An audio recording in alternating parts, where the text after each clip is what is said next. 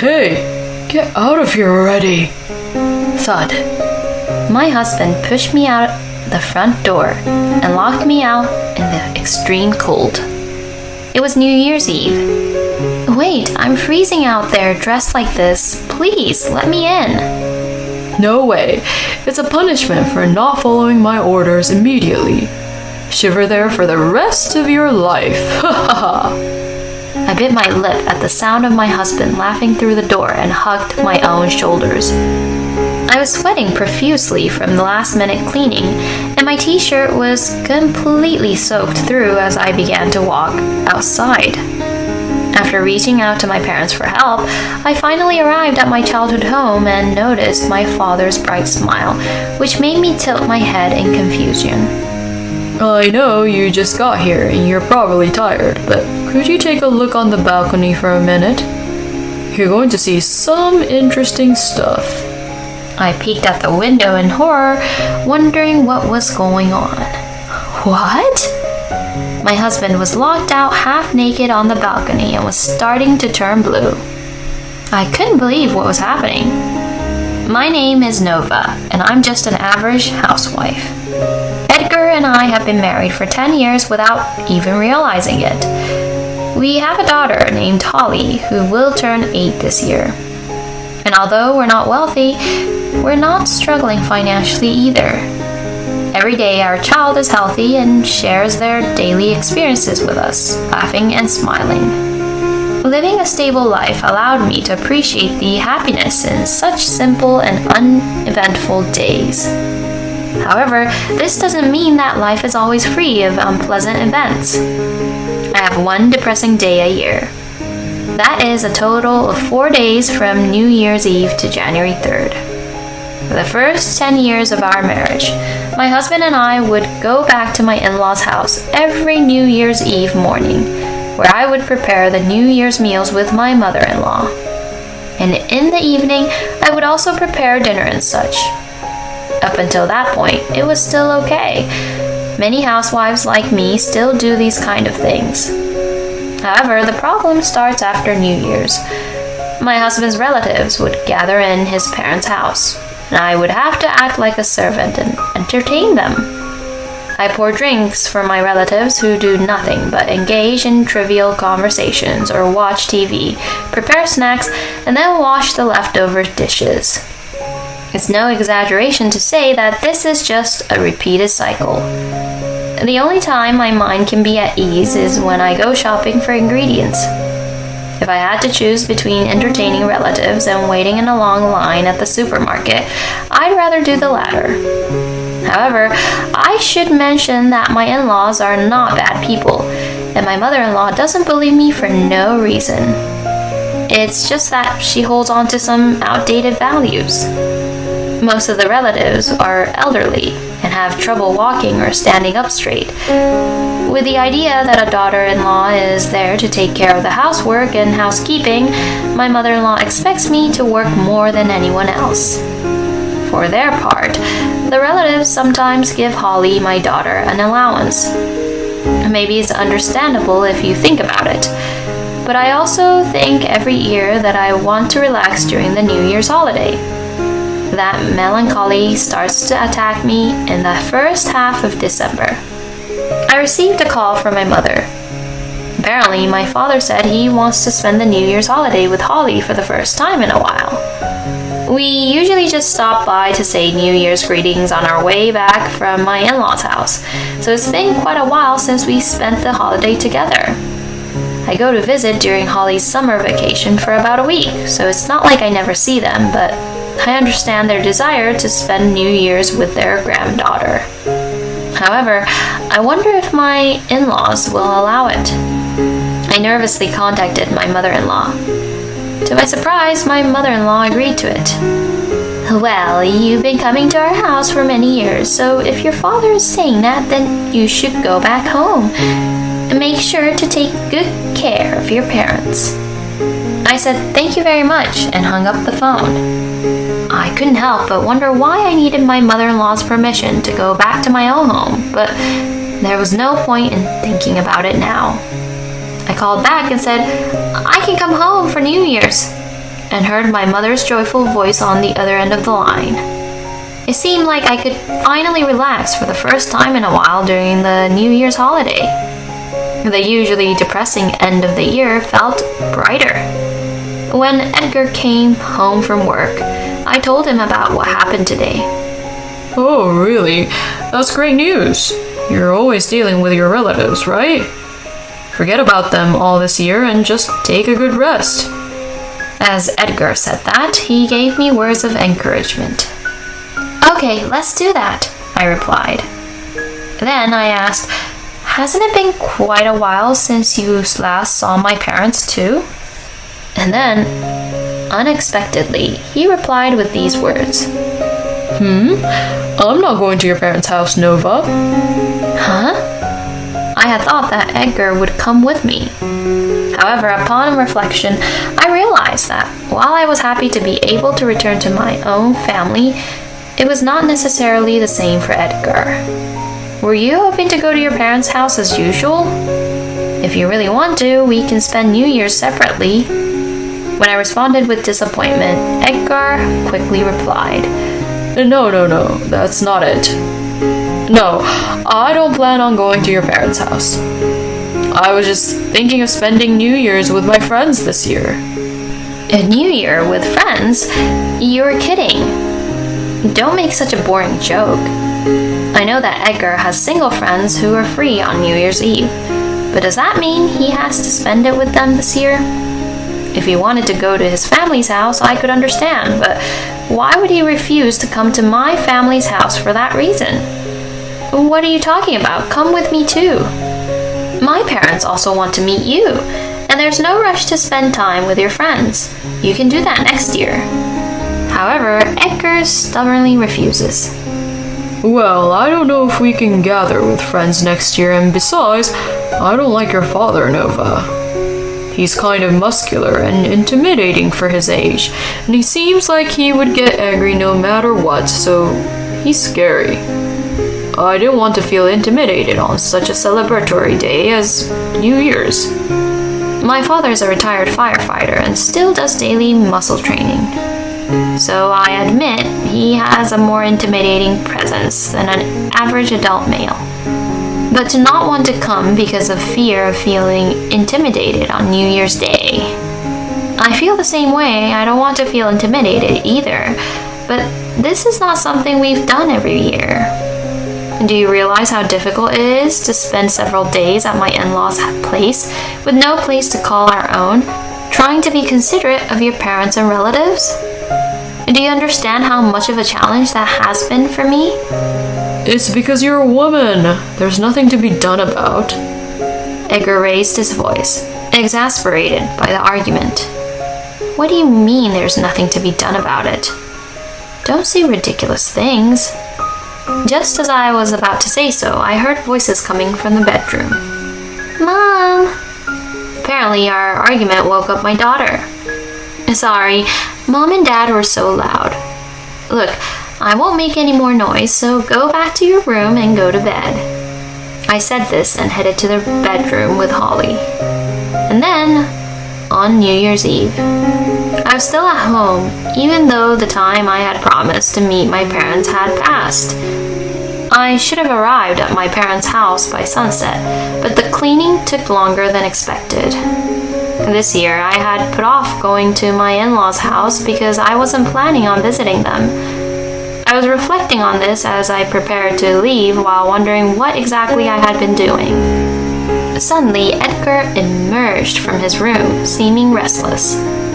I couldn't accept that Edgar had said he was going to spend New Year's Eve with his friends, so I ended up asking him about it. Hey, are you really not coming to my parents' house? Edgar showed obvious irritation at my question. You're so persistent. I said I'm not going. More importantly, how long are you going to stay at home? Soon my friends will come over to my place. If you and Holly were there, it would be a burden for them. That's right.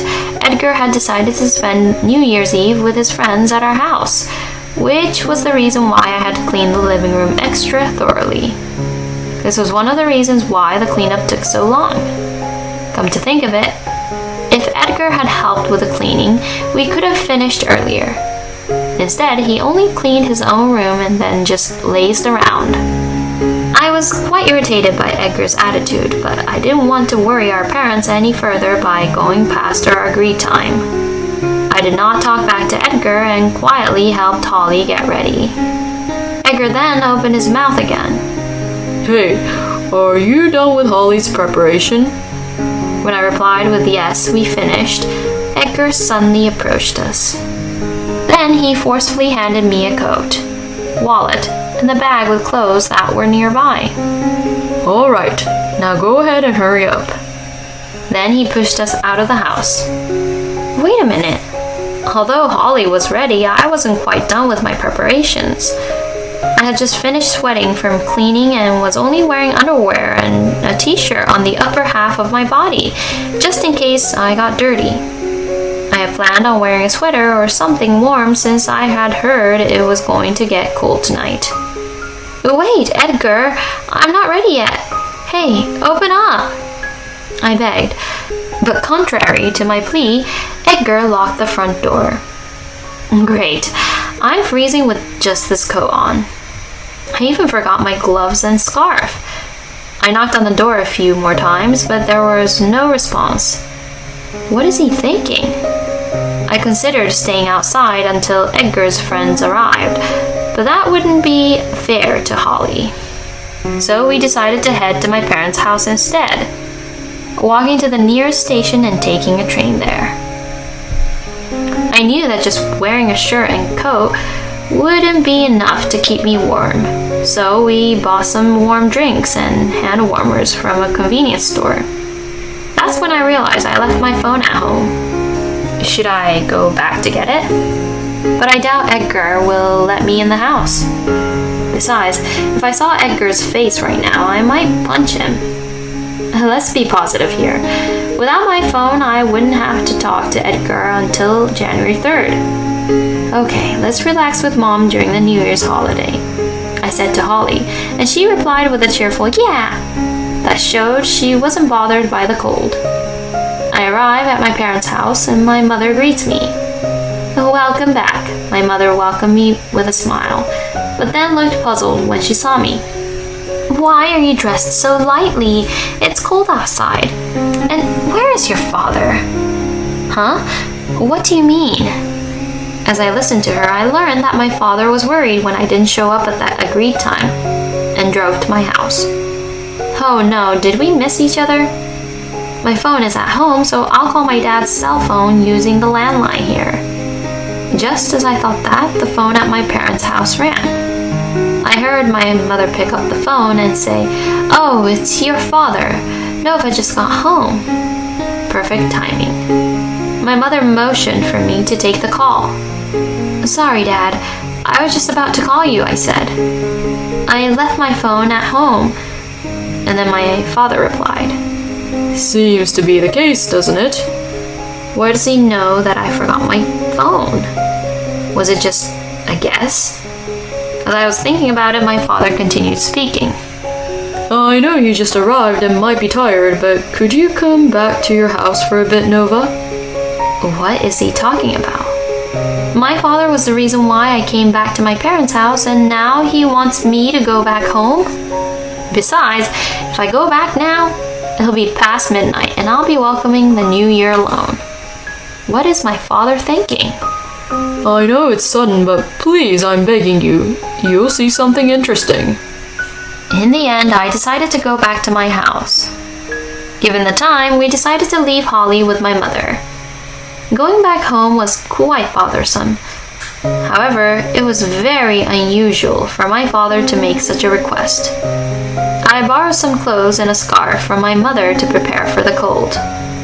Then I got on the train again. When I arrived home, it was as I expected. The time had passed midnight. As I turned the doorknob of the front door, it was unlocked. I opened the door and entered the house. Then I saw my father sitting in a chair in the living room sipping tea. Wait, has my father shrunk a bit? Although he still had a good build compared to people of the same age, that's the impression I get. Oh, Nova, welcome back. Sorry for sending you around everywhere. Although my father apologized for that, that's not what's bothering me. What happened? Why are you inside? And where's Edgar? Today he's celebrating New Year's Eve with his friends here. As my father says that, I looked around and noticed clothes belonging to Edgar and a woman's clothes scattered on the floor. What's this? Let me take a look first. My father points towards the balcony. I approached there and opened the curtains. On the other side of the window, there were a half-naked man and two women shivering and turning pale from the cold. Of course, the man is Edgar. I felt like I had somehow come to terms with everything that had happened until today, but I realized that their lives could be in danger if they stayed outside like this. So I brought the three of them inside the house. Then I asked my father to explain everything to me again. According to my father, I didn't come back even though it was the promised time, so he became worried and came to pick me up. When he arrived, he tried calling my phone and heard it ringing inside the house. So he thought I was still inside and entered the house without ringing the intercom. Then he saw three half-naked people tangled up in the living room. After seeing Edgar's face, he understood everything, and in his anger, he threw them out onto the balcony and locked them out. I sighed deeply, feeling overwhelmed. Then one of the women spoke to me. Can we just go back to the shop for now? We haven't contacted the shop yet, so it might have become a big deal. When I asked what happened, the woman explained that they were sex workers who were sent to the house for work. They were caught up in the situation and didn't know what to do. I told them that Edgar was responsible for everything and asked them to explain to the manager when they returned to the shop. After that, there was a Q&A session with Edgar. Afterward, during the questioning of Edgar, I discovered that this wasn't his first time soliciting the services of a sex worker. In fact, he had been doing it regularly while I was away at my parents' house. He had also occasionally dipped into our living expenses. When I told him that I wouldn't be going to my in-laws' house this year, apparently he had planned to have a wild time with two sex workers. And according to my father, he forgot to lock the door in his excitement to welcome the sex workers inside. Don't be silly, what the hell were you thinking? Is that why you refused to show up at my parents' house? I can't see you as anything more than a piece of filth. I'm divorcing you. I expect to receive appropriate alimony for damages. Tears welled up as I spoke the words. What in the world has the past 10 years been for? When Edgar heard my declaration of divorce, he clung to my feet, trembling. I mean, come on. I wasn't cheating on you with just one woman. It was just paid services. And besides, I'm the one who earns the money here. Divorce is too drastic, don't you think? Due to being left out on the balcony by my father, my husband was so cold that he couldn't speak properly. However, instead of worrying about Edgar, my father pulled him up by his feet from under me. He then brought his face so close to Edgar's that their noses almost touched. What are you talking about, you fool? When you get caught cheating, you are 100% in the wrong. What do you mean, bought a woman with money? You hurt and made my daughter cry. Don't mess around. You've committed a serious crime by ruining our last New Year's Day. With that, my father takes his hand away from Edgar. Edgar fell to the floor and lay there motionless. Was this to be our last New Year's together? I had a nagging worry in my mind, but I stood over him and made my declaration. I'm getting a divorce from you no matter what. I'll inform your parents and demand the compensation I deserve.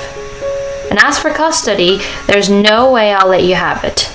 With those words, my father and I walked out of the house. Afterwards, Edgar and I got a divorce. I was able to obtain custody, and it was agreed that Edgar would make payments for compensation and child support over the course of the next 10 years or so. When I told my mother-in-law what had happened, she eventually came to my parents' house to apologize, and she was completely overcome with tears. "My son has truly caused you a great deal of trouble." She repeatedly bowed her head and said that she had disowned Edgar. So I asked her to continue seeing Holly occasionally. I told her that it wasn't her fault and that she should continue to love and care for Holly. As for Edgar, he reportedly received a hefty fine from the sex establishment, in addition to the compensation payment due to this incident. This includes unauthorized extensions without prior notice, sexual intercourse, and causing harm to the health of the sex worker. It seems that the fine could have been invalidated if Edgar had hired a lawyer, but he was already struggling to make payments for compensation and child support and didn't have the money to spare. As a result, it seems that every month intimidating individuals come to collect money from Edgar. By the way, I did let Edgar know that if he ever fails to make the alimony and child support payments on time, I will inform his employer about his misconduct. So he has no other option than to work like a horse to avoid that from happening. As for my father, he passed away a few weeks after the start of the new year. In fact, he had been feeling fatigued for some time, and when he went to the hospital, they discovered he had cancer. By the time he was diagnosed with stage 4, it was already too late for treatment. At first, he didn't believe it because he wasn't feeling any major symptoms and thought it was just a minor issue. However, according to the doctors, It's possible for your father's health to deteriorate to the point where he cannot maintain his current lifestyle. Please consider it a blessing if he lives for another 6 months. that's what we were told. So he said he wanted to spend New Year's with us for the first time in a long time. He was hospitalized a week after New Year's Day, even though he and Holly had a great time playing together. Fortunately, he did not suffer much and passed away peacefully after being taken care of by us. It was a hell of a way to start the new year, but now I've regained some composure. I'm relieved that I was able to be with my father during his final moments and that I could end things with Edgar.